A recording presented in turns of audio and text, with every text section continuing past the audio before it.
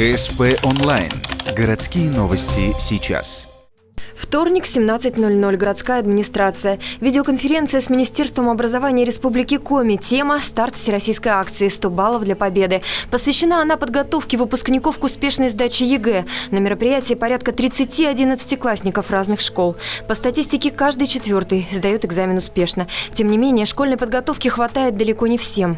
Не хватает времени для подготовки. Слишком мало. В школе не особо сильно дают.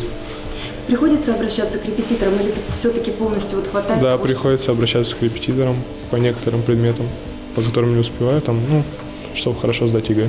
Да, весь год занимаюсь. Акция приурочена к юбилейной дате первого полета в космос. Одна из задач проекта – дать стимул школьникам достичь личных побед. Помимо представителей министерства на связи 100-бальники прошлых лет. Они делятся опытом, как побороть волнение и сколько времени в день уделять подготовке. Однозначных ответов, как выяснилось, нет.